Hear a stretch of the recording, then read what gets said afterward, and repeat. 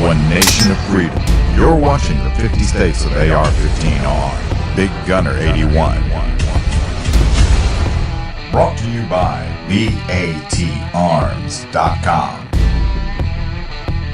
Hey everyone, we're out here at Deltone Gun Club, Gun Range? Deltone Luth Gun Range. There you go. I knew it was going to kind of mess it up. With Randy Luth here of Luth-AR. You know, you guys might have seen his stocks already here. But you're going to see them in this project, of course. You're going to see the Massachusetts build and the Minnesota build, of course, because they're out of St. Cloud, Minnesota here. So Randy, tell us a little bit about the history of Luth-AR. How did it come to be and where did it start from and those kind of things? You bet, thanks, Rick. Well, I started Luth-AR probably 3 years ago, not sure when. I think it was sometime in early 13. And it was based upon my previous background as the founder of DPMS Panther Arms, which I started in 1986. Sold to Freedom Group back in December of 07, stayed on for 2 years. Had a 5-year no-compete, saw that there was a little niche in the marketplace for an adjustable buttstock that had some light weight to it as well as lightweight cost. So began developing the MBA-1 buttstock, which was for the rifle only, and then followed that up a little bit later with the MBA-3, which is for the carbine rifles. We launched that probably a little over a year ago. Yeah, and it was just recently. Yeah, cool. So the styling, who actually came up with the design for this stock? Well, the styling was a combination of a bunch of people. I worked with a design team.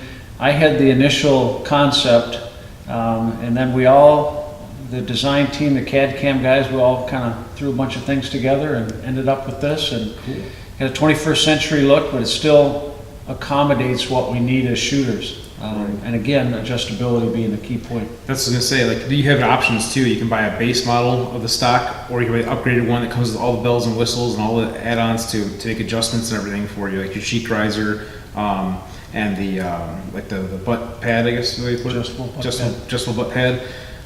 Very cool features on it. It's just a very nice, well-built stock.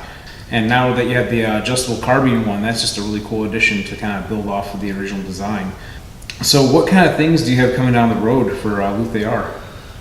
Well, because of the buttstock and because of my background with DPMS and my knowledge in machining, we are expanding into more of the AR parts business. We're obviously selling buffers, buffer springs, buffer tubes, and some other components as well. But a couple of the new items that we'll be launching later this year, you can see it on this rifle here. It's basically a training/safety trigger guard.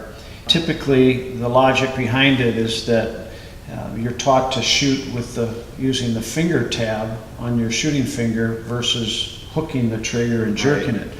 So we put a faceplate on the back side of the trigger guard, so you can't force your trigger finger through the trigger guard.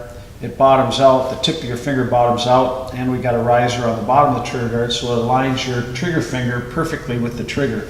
So we have left and right hand version of that. That's what I was going to say, right. So the only downside I can see is if you give it to someone if you're a right-handed shooter and you're using the right-handed one and you got a friend that's left-handed and they want to use your rifle, but the benefit is there because, like you said, it helps train you to not hook your trigger, and also it kind of adds a little bit of safety too because it blocks off the trigger from being accessed on one side. So if someone throws their rifle in a bucket or something or drops it and something comes up close to contacting that trigger, it blocks it from that happening.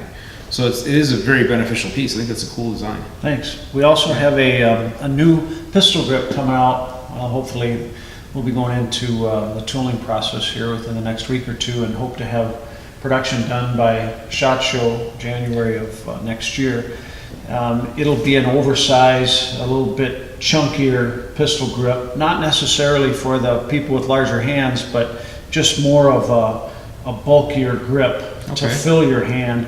It will not be ambidextrous as most of these are. Of course, the skinny grips that we see are ambidextrous for that reason. So at this point, we're looking at just right hand only. Okay, I was going to ask you if you're going to have a left-handed version then. We'll get some tooling costs on that, but it looks like right hand only. Sure. So very cool. I appreciate it, Randy. And again, thank you for your support of the 50 States AR-15 project we're doing. Perfect.